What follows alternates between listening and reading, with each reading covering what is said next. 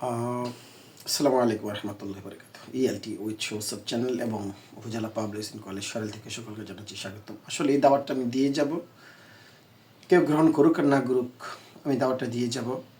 আমার দীর্ঘ একটি জীবন সময় আমি শিক্ষকতার পেশায় কাটিয়েছি।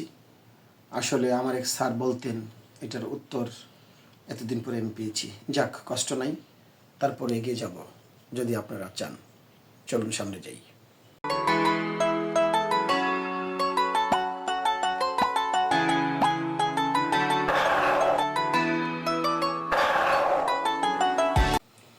এমন একটি ভিডিও আপনাদের সামনে আমি আজকে ছাড়ব। আশা করি ভিডিওটা আপনারা খুব মজা পাবেন এবং একটি ভিডিওর মাধ্যমেই বিশেষ একটি সমস্যার সমাধান হয়ে যাবে। আচ্ছা, কথা না বাড়িয়ে আমরা শুরু করি কাজটা। আমরা বলি রাতের খাবার খাও, সকালে নাস্তা খাও, দুপুরের খাবার খাও, বলি না?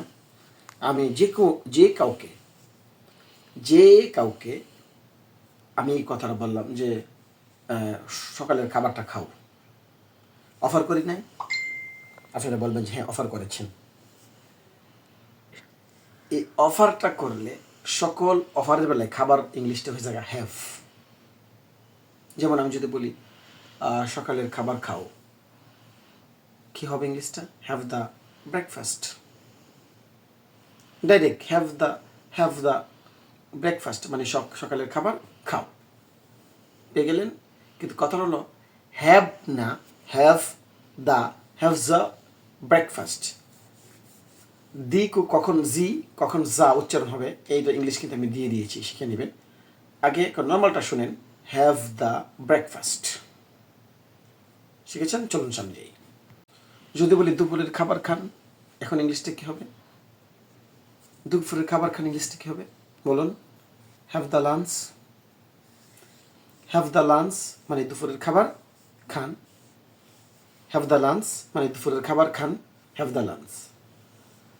যদি আমি বলি হ্যাভ দ্য লাঞ্চ মানে দুপুরের খাবার খান, দেখছেন? হয়ে গেল। চলুন আমরা সামনে যাই।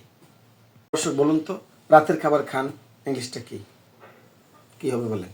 রাতের খাবার খান ইংলিশটা কী হবে? Clear? Have the dinner. Have the dinner মানে রাতের খাবার খান। হ্যাভ দ্য ডিনার মানে কি? রাতের খাবার খান। মুখস্থ হয়ে গেছে? তাহলে বলেন, যে কোনো খাবার যদি নেন, বল টিফিন খান, হ্যাভ দ্য টিফিন। ঠিক আছে? চা খান, হ্যাভ টি। যে কোনো অফার করবেন, খাবার ইংলিশটা হ্যাভ হয়ে যাবে, আর বাকি সব ঠিকঠাক থাকবে। চলুন আমরা সামনে যাই।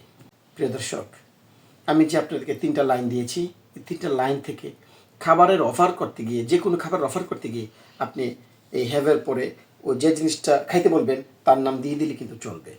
তাহলে আশা করি এই ভিডিওটা খুব গুরুত্বপূর্ণ, আপনারা মুখস্থ করবেন এবং বারে বারে বলবেন। তবে আমার এই ভিডিওটা যার সামনে পড়বে শুনবেন, একটু শেয়ার করবেন, একটা ছোটো কমেন্ট করে দেবেন। ভালো থাকবেন। আসসালামু আলাইকুম রহমতুল্লাহ।